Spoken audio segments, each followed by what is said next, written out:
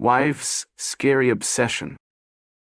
Everything was completely normal until last year. We had what felt like a totally typical marriage. I remember the night things started to get weird because it was right after our 5th wedding anniversary. It was a regular day working at the bank when I got a text from my wife. A text from her in the middle of the day was not unusual, but what the text said was definitely not like my wife. "Hey babe, I had an idea for something new we could try when you get home."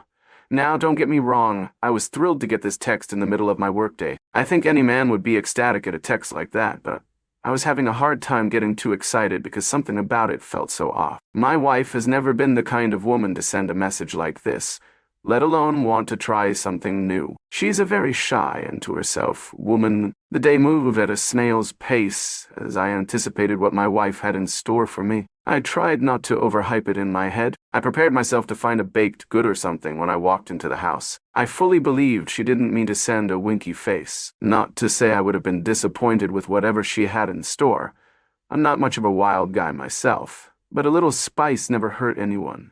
Right. When I pulled into the driveway, I was surprised to see most of the house lights were off. I suspiciously unlocked the front door to see my beautiful wife standing facing away from me in the doorway to the bedroom. My happiness from seeing her quickly grew into confusion when she didn't turn around to look at me when I walked in and said her name. She would normally run up to me and give me a big hug. In the past, my wife has always been the sweetest person I've ever known. For her to not run up and give me a hug and a kiss was strange. I made my way inside after waiting a second, trying to be as loud as possible in the hope she would suddenly notice I was home and look at me. I got closer and noticed she wasn't moving other than her soft breaths. I was standing right behind her and tapped her on the shoulder. "Hey, sweetheart.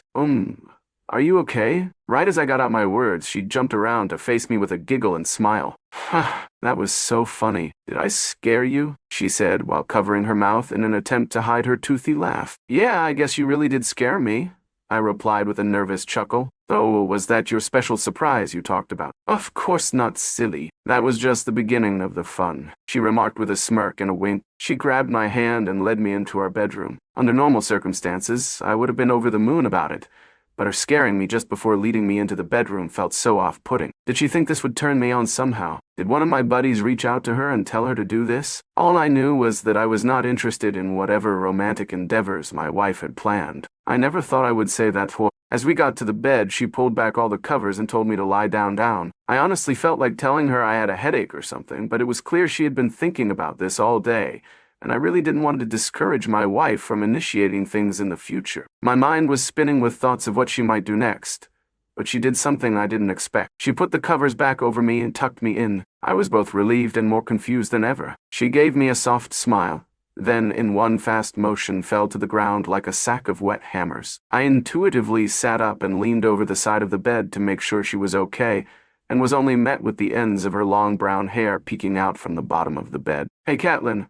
Why are you hiding? Can you please come out? I'm not a fan of this game you are playing," I murmured in a tone trying to not sound freaked out. I was only met with the sound of a muffled giggle. I sat in bed for the next 10 minutes trying to tell her to stop. It went from polite asking to begging, but the laughter didn't stop. After my begging didn't seem to work, I got the courage to get out of bed and look beneath me. As soon as I put my foot down, she grabbed my ankle. "What the hell, Catelyn? This isn't funny. You have fun here. I'm sleeping on the couch." I slammed the bedroom door behind me and curled up on the living room couch. I could still hear her laughing from the joke I seemed to miss. It was so hard to sleep that night. The image of her hair barely peeking out from under the mattress really stuck in my head for some reason. It took a while, but I finally fell asleep. The next morning I was up for work a couple hours before her, so we didn't get the chance to talk. I had to go into the bedroom to get my clothes for work, so I peeked under the bed to check on her. She was sleeping peacefully on her stomach, and I tried not to wake her. It was a long, hard day at work. I wasn't really feeling all that scared anymore, more so worried for my wife. I wasn't sure how I could help. Around 10 a.m. I got a text from her. "Hey, Emmett. I'm really sorry about last night. I have a lot of explaining to do once we both get home. Can we talk over some pizza?" I felt so much better after reading those words. It might seem insignificant, but My wife hates pizza, so whenever she is willing to eat it with me, I know she is putting in the effort. It was the end of the day, and I headed home looking forward to some pizza and some time with my hopefully back to normal wife. I walked through the door and was relieved to see my wife setting the table and putting down a pizza box. She heard the door shut and ran to give me a hug and a kiss. I really felt like I had my wife back. "I'm so glad you are home. Sit down, sit down. I got pizza from your favorite place down the road," she said as she pulled a chair out for me to sit down. We were both quiet for a minute or two after we both sat down. I don't think either one of us knew how to start the conversation. Just as I was about to speak up, she started to talk. "Oh no, last night was weird. I just got really insecure after hearing a few of my coworkers talk about the things they do with their partners. And I was worried you thought I was too boring. I know I can be shy and don't like to do anything crazy and started to feel guilty for not doing more with you. I wasn't entirely sure how to even go about it or what you would like, so I just went for it. I understand now how I went wrong. I'm sorry, I just don't know how to do this kind of thing," she said, as if she had rehearsed it many times in her head. "Why would you ever think I was bored of you? I don't need any of that wild stuff. I married you for a reason. You don't need to try to be something you're not. I love you for who you are," I said as I grabbed her hand. She took a deep breath and looked at me with watery eyes. "I love you too. Thank you for being so understanding. I really want to make it up to you." "That's very kind, but the pizza is enough for me." "No, I'm really serious. I did some more research and found a few good ideas," she said as she put her hand on my thigh. I was so torn at that moment. I was terrified from the night before, but it seemed like she learned from her mistakes. Sure, it was an incredibly strange mistake to think scaring me would get me in the mood, but she is extremely sheltered. That's what I was trying to tell myself. I knew deep down something was still wrong and I should just say no. But I think many people can understand how your body can go on autopilot in moments like this. At this point, nothing was going to stop me, and I'd give every excuse in the book as to why it was okay to let her do her thing now. Just like last time I was led to our bed. She made me lay down and immediately put my hands over my head into handcuffs and put a blindfold on me. My heart was racing at this point. I was terrified, but human nature was taking over, and it could not be overridden. Right as she put the blindfold on me, she stepped back and I didn't hear her move. I was expecting her to do something to me, but nothing.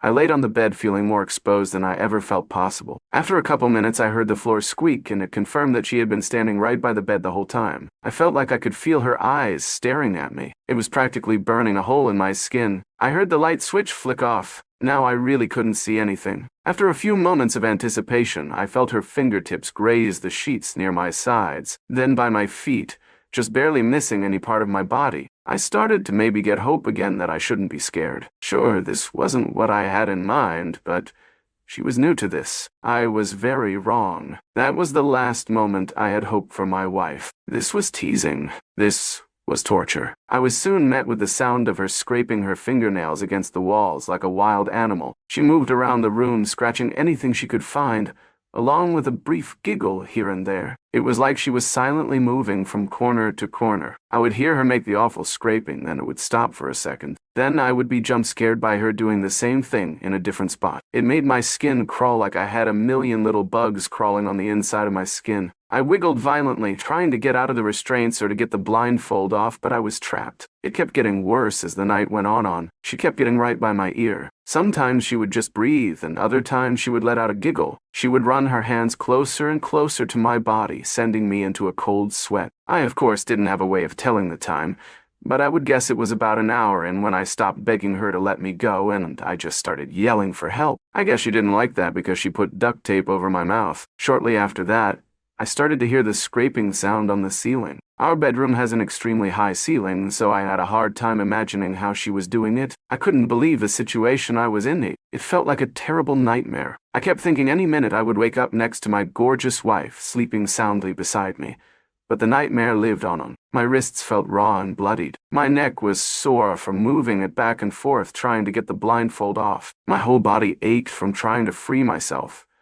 But all that paled in comparison to the psychological torture my wife was putting me through. Not being able to see her next move and not knowing how far she was going to go killed me inside. Before I knew it, I was waking up the next day, still tied up and blindfolded like the night before, but I didn't hear my wife around. I didn't let my guard down, however. I knew she could just be waiting for me to relax, then jump out and scare me again. After wiggling my head around for a bit, I finally got the blindfold off. I was honestly scared to open my eyes. I was terrified that my wife would be standing in the corner waiting for me to look at her. Luckily, when I opened my eyes, she was nowhere to be found. But the relief was brief after seeing the aftermath of my bedroom. Nearly every square inch was scratched, even on the 20-foot ceiling above my head. Some of the scratches even had blood in them. As I looked around at my ruined room, I heard my phone buzzing on the bedside table. Either I put it there before getting into bed or my wife put it there. At this point, it didn't matter. But having my phone near me could be a saving grace. I figured it was my boss calling me since it was 10 a.m. and I wasn't at work. I wasn't sure if my wife had any plans of coming back to get me.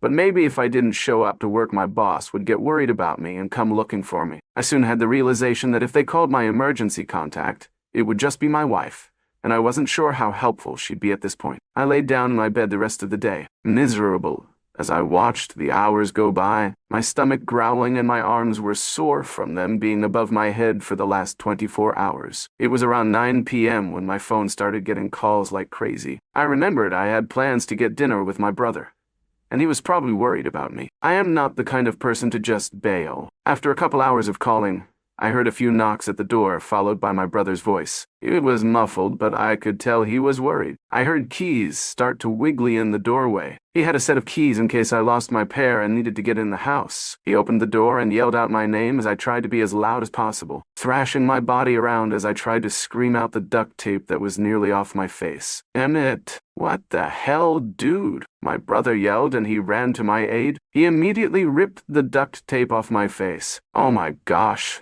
Thank goodness you are here. Get me out now. Damn, dude, I didn't think you and Catelyn were down bad like that. Nice, my brother said with a smirk.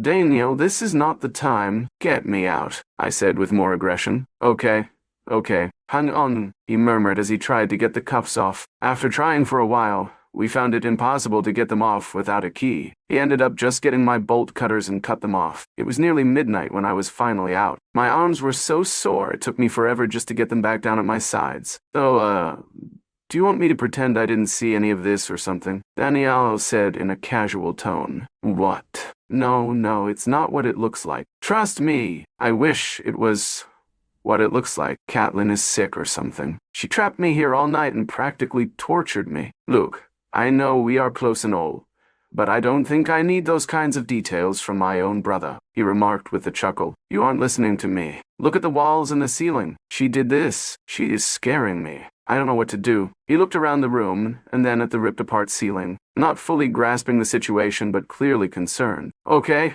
come stay with me tonight if you are freaked out, he said, half annoyed and half worried. I grabbed a few pairs of clothes out of the closet and shoved them in a bag. I wasn't sure how long I was going to be gone, but I wanted to be prepared. My brother only lives a few minutes down the road, so it was an easy drive. The whole time I was worried my wife was going to appear and scare me. We made it inside my brother's house, and he apologized for not having a guest bed. He's in his early 20s and lives alone, so he doesn't have much space. But honestly, I didn't want to be far away from him. I didn't dare to tell my little brother I needed him, and I was scared. But I think he could tell I wasn't okay. Listen, I don't really get what is going on, but it's getting really late, and we both should sleep. Let me know if you need anything, he said as he awkwardly walked into his room 10 feet away from the couch I was lying on. I had a terrible time falling asleep that night. Whenever I closed my eyes, I just heard the sounds of her nails scraping the walls in my head. I kept thinking, and I felt her warm breath against my ear. I'd open up my eyes to find the room empty. It was starting to feel like the anticipation of her was becoming just as bad as her actually torturing me. I woke up the next morning exhausted. My whole body felt like I was just in a car accident from being so tense for so long, and I only got 3 hours of sleep. I realized that if life was still normal, my wife would make me hot tea and a warm bath with all her fancy essential oils that probably do nothing. But she always put so much love into it. I started to feel myself slip. I felt sadness creeping in. But none of that mattered. I had to go to work. I didn't have a no-call, no-show and then call out of work the next day. I would feel terrible about it. Plus, I wanted to apologize to my boss in person. The work day started out strange when I tried to ask forgiveness from my boss, but he acted strange at my apology. He explained that my wife gave him a call and said I wasn't feeling well, and I would be absent from work that day. I guess despite everything, my wife still didn't want me to get a slap on the wrist at work. That was only the beginning of the strange day. I found a dead rat in my desk drawer, spiders in my locker, and a huge clump of hair in my lunch roll. It seemed like I was the only employee being harassed. But they ended up closing and sending everyone home at around 3 p.m. because a few higher-ups got nervous and thought they needed to look into it. Banks tend to take stuff like this seriously. I went out to my car to leave for the day and was in shock to find a note on my car. Did that do it for you? Catelyn. I knew it was her. I just didn't want to believe it. The last thing in the world I wanted to do was talk to the woman. I was terrified at this point, but I had to beg her to stop. For some reason, she thought I had some weird kink for being scared. Or maybe she developed one. Regardless, I had to tell her if it didn't stop, I was going to leave her, or even get a restraining order. I didn't want to meet her in person by myself. I didn't know what stunt she would try and pull to convince me to give her one more chance. Since my brother was already partly up to date on the situation, I asked him if he would be there for our meeting. It might be awkward, but I needed him. I didn't want to involve more people than necessary. I texted them both individually and told them to meet me at a coffee shop that night. It was 7 p.m. and my brother was already sitting next to me waiting for my wife to walk in. As she walked in, it was clear she was putting on an act. She looked overly sad and was dressed in bright clothes that she'd never worn in the past, trying to make herself look innocent. She pulled out a chair and sat down at our table. The air was thick and awkward. Catelyn, I wanted to meet in person and have Daniel here because I need you to know whatever you are pulling here isn't what I want. I'm not enjoying whatever act you are putting on. I'm not turned on. I don't find it sexy, whatever you want to call it. Please stop. If this is something you are into, I think we need to talk to a professional because it's scaring me, I said earnestly as her eyes got watery and Daniel slouched in his chair uncomfortably. I don't know what to say, babe. I have to say I'm confused. I know I'm new to this experimenting thing, but I'm doing my best. This is what you asked of me. I'm just trying to be a good wife. You know me. I'm as vanilla as they come. You are the one who asked me about these acts. I'm just doing my best. She stressed as she fought back tears. Daniel looked at me with confused eyes. Wait, hang on. What's going on? I didn't think you asked for any of this, Emmett, Daniel said. I didn't, I swear. I've no idea what she's talking about. I would never ask anything like that from her. I pleaded to my brother. You are sick. You know that. Why are you doing this to me? She uttered as she pulled out an envelope and tossed it on the table. Daniel and I looked at each other before he reached for it and opened it up. Inside was a letter that Daniel read out loud. Dear Catelyn, I love you with all my heart. But I'm afraid I'm getting bored of the same old, same old, same old. I want something more. I am writing this out as I might feel weird saying it face to face, but I've been thinking about it and, well, nothing gives me a high quite like when I am scared, and I mean truly terrified. The adrenaline rush is like nothing else. I think if we employ this into our lives, it would really spice things up. In the everyday and in the bedroom. I hope you understand and don't get put off by this. But I really, really want it. Under no circumstance if I say, stop, should you stop. If I tell you I'm too scared, you know you are doing something right. I can't wait to see what you come up with. Emmett. He lowered the note to look at me, only finding shock on my face. What the hell, dude? Why would you do this to your wife and get me involved? This is so messed up and gross. Don't get me involved in your sick kinks ever again, he said as he threw the note at me and stormed out of the coffee shop. I begged him not to leave, but he didn't even turn around. I sat and stared at my wife, terrified. What on earth is going on here? You and I both know I didn't write that garbage. I angrily whispered to her. Her face slowly morphed from sad to a satisfied grin. Stop it. Stop it. I don't like this. Why don't you realize I hate what you are doing? I cried. When will you realize everything isn't always about you? Maybe I'm the one who likes it, she said as she lifted her eyebrows. Stop. You are scaring me. I begged. Good. Then it's working, she said as she pushed her chair back and stood up. She turned around and looked like she was going to leave. Just as she was about to open the door, she stopped. She turned back around and looked at me. She slowly walked back toward me and picked up the note my brother threw. She grinned at me smugly as I trembled in fear. She leaned down to my ear and whispered, I guess I did a good job imitating your handwriting, huh? She said as I remained frozen in my seat. I watched as she walked out, got in her car, and left, not knowing what to do next. She turned my own brother against me. This wasn't a miscommunication or something. She was doing this on purpose. She was torturing me. But why? It couldn't be just because she was bored of everyday life. Something was wrong. I knew my brother wouldn't want me back at his place. He saw what looked to be proof of me being a nasty scumbag. I wouldn't be able to convince him otherwise. I went to a hotel for the night. I didn't have other options. I didn't want to burden anyone else with this. Plus, I figured she'd just turn them against me too.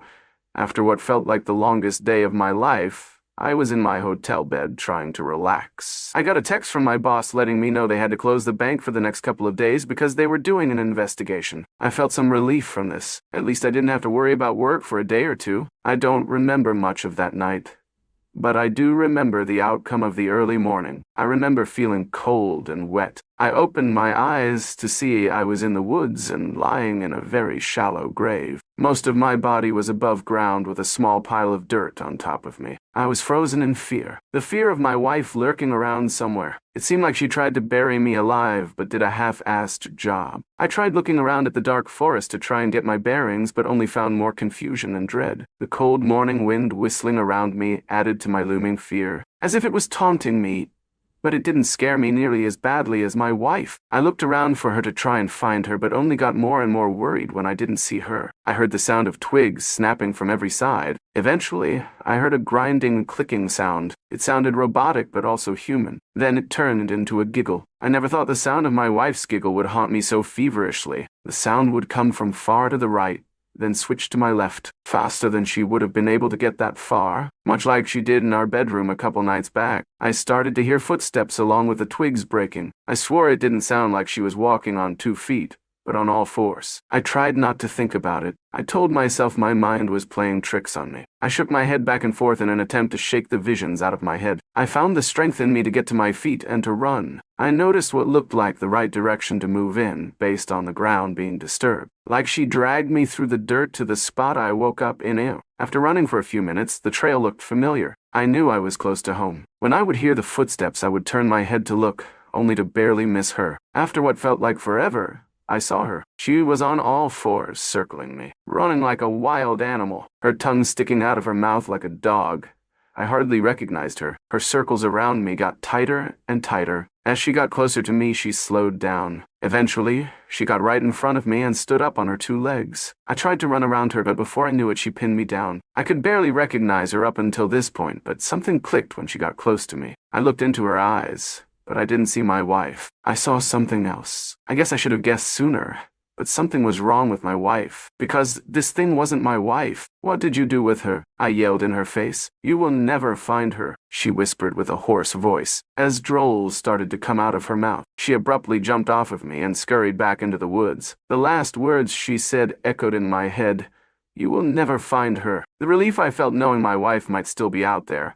But how was I supposed to find her? I couldn't keep up the running my whole way home, but managed to sprint. I kept thinking she was gone, then I would hear her nearby, taunting me. I got back to our house. I hadn't been there since this all started happening a couple days ago, so I was scared to see what the inside looked like. I knew I couldn't stay for long. I saw her car still in the driveway, so I planned to take it. My car was still at my hotel, but I needed to make it hard for her to get around. I thought I would also look for clues for my real wife while I was there. After I entered the house, I was shocked to see the state it was in. Oh, my wife would rather die than see her home look like this. Glass broken on the ground from wine glasses, dirt and trash in random piles.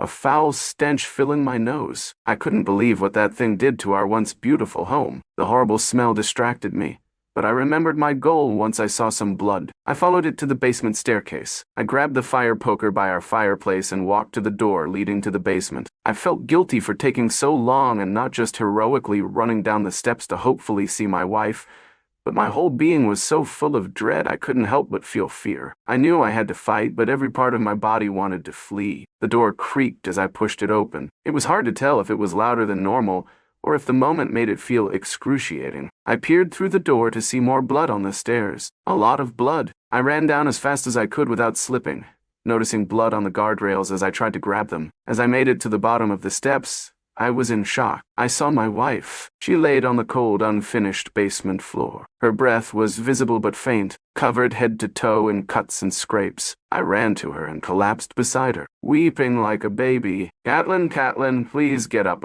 Come on. We need to get you out of here. You need help. And I don't want her to find us, I said with a panicked breath. What's going on? Was I sleeping down here? Wow. My head hurts, she whispered in a groggy voice. No time for that now. I'm getting you some help, I proclaimed as I lifted her up in my arms with a sudden burst of adrenaline. It was clear from her injuries she needed medical attention, but I wasn't worried for her life. There is no way the amount of blood I saw in the house was all from her.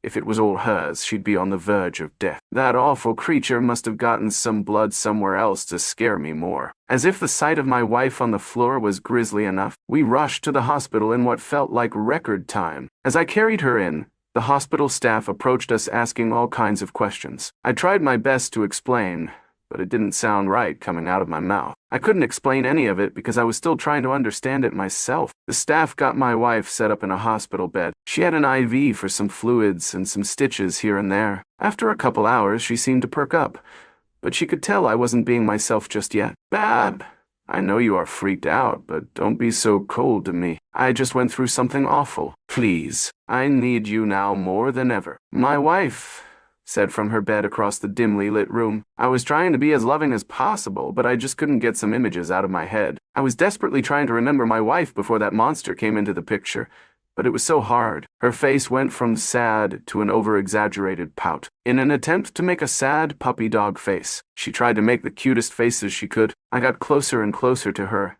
and her happiness grew. I ended up sitting on her bed with her. She leaned close to me and puckered her lips. I gave in and had a blissful kiss with my wife, until she bit down. I tried to pull away, but she had such a grip.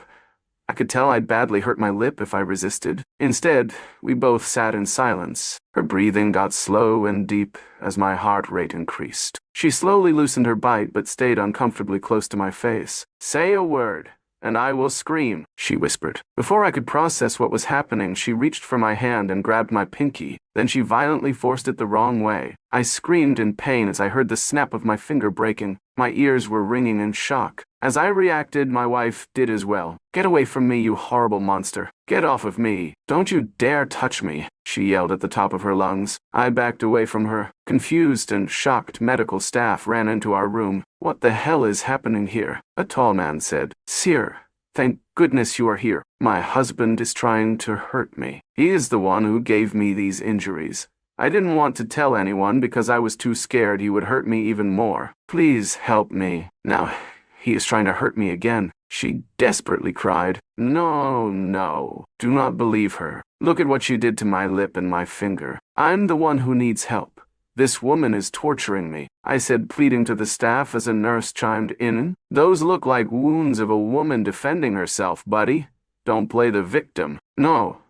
Please, someone has to help me. This isn't my wife. This is a monster. She is manipulating you all. I finished my sentence as 2 large security guards came to take me out. As I left the room, I turned back to look at that thing sitting in the hospital bed. It grinded at me. It was still playing a game, still scaring me to my very core. I made it outside with the 2 security guards and they helped me into a cop car. As we drove, I saw my whole life falling apart before my eyes. I realized I was probably going to jail. She would find her way to make me seem guilty of abuse, and who knows what else. She would bend the truth. She even had my own brother on her side. Not only did I come to terms with going to jail, but with the fact that my wife was gone. Even if my real wife was still alive, I've been through so much trauma with that monster that I can never see her the same again. At that moment, my whole world was shattered. I felt emotions inside me bubbling up. I felt sadness, pain, anger.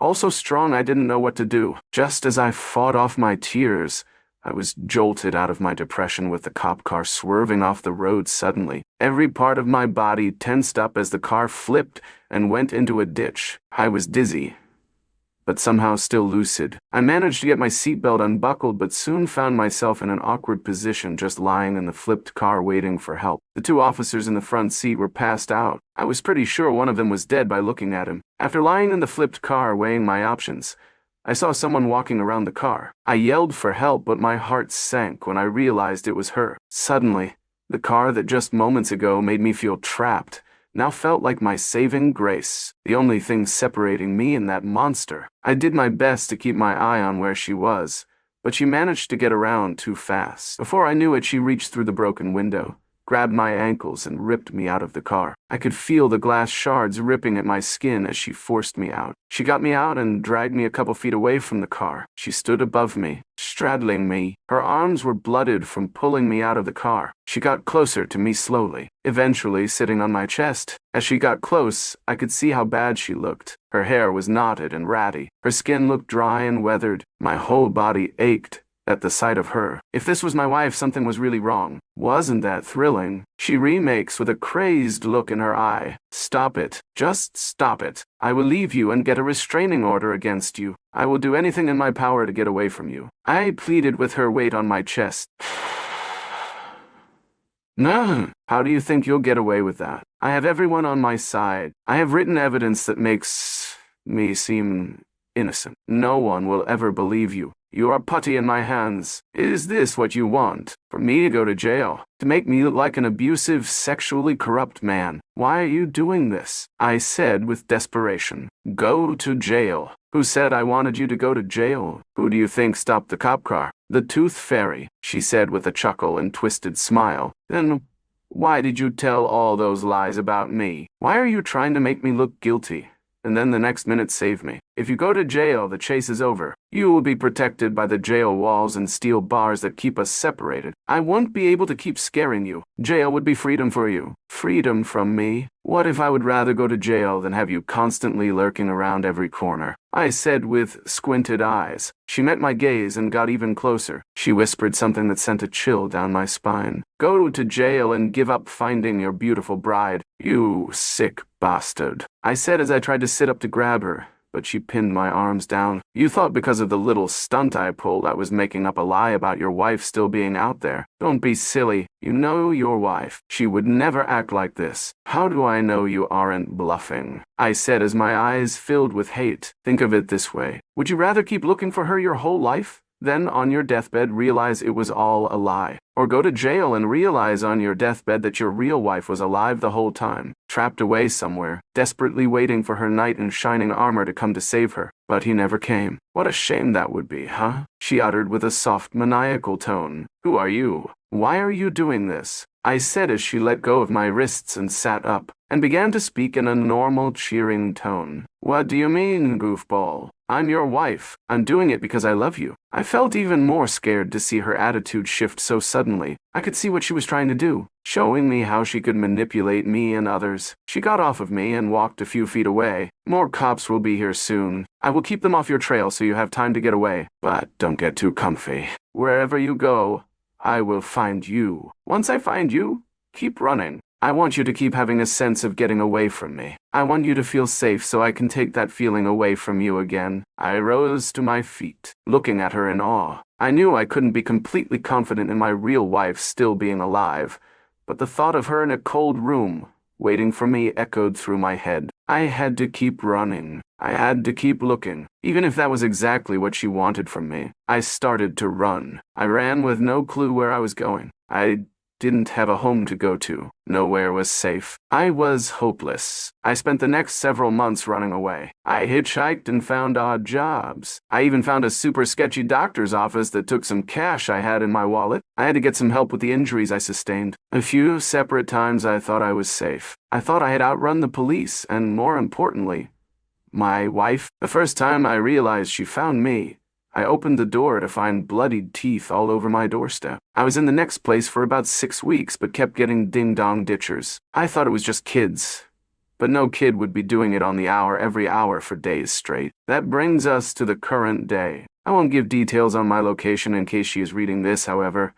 I'm not completely sure if she has found me or not. Sometimes I hear scraping on the outside of the house, or what sounds like something inside my walls. I tell myself it's just animals because it makes me feel better. She might be trying to be less obvious, so I stop running. I was relieved at first that she wasn't doing anything too terrifying, But then I realized it's worse to not know if it's her or not. I've been spending most of my time hoping and praying that my real wife is still out there. I can't help look for her as well as I'd like, given I'm very far from home. I worry that if I just sit around and wait, they will never find her. Not as long as that thing pretends to be my wife. My biggest fear of all is that she is my real wife. Is she giving me false hope so I have a reason to stay out of jail and a reason to live? No, I can't believe that. I will never give up hope.